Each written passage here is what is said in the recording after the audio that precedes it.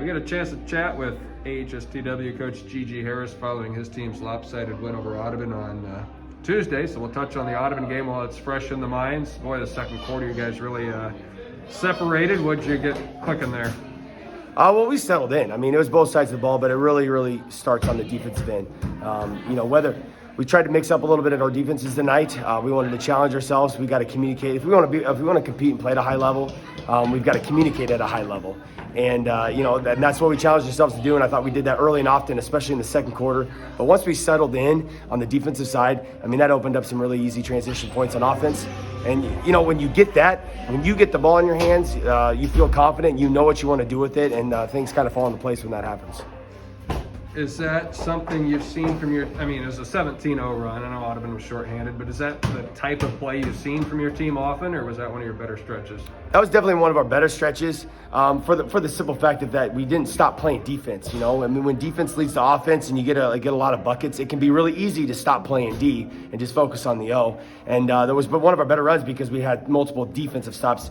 It was nice that it ended in some scores, but there were a couple times there where we didn't necessarily score and we strung a couple stops together, and then we just got to score later. And so that's how we want to play, and that we talk about playing harder, longer, and better more often. This is a good start for that.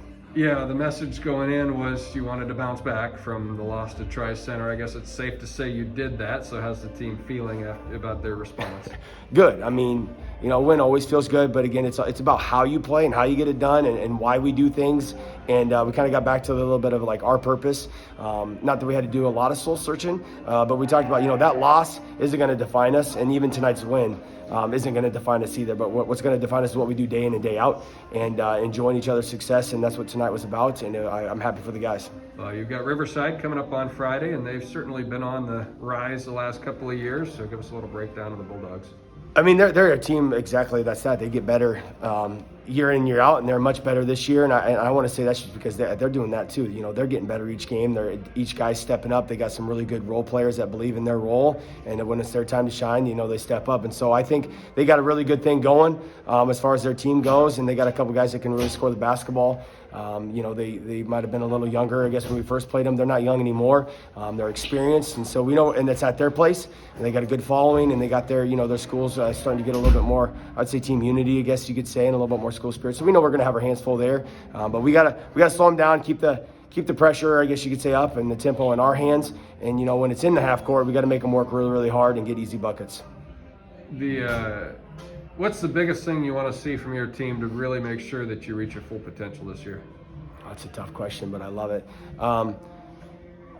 When we're talking about that next level and elite level, it's the next level isn't always measured in the outcome as far as points and steals and things that are measured in the stats.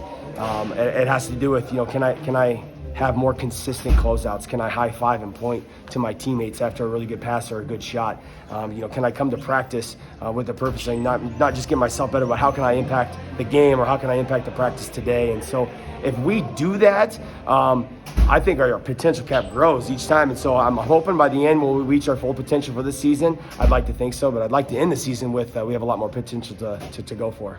Thanks, Coach. Appreciate it, man. Thank you.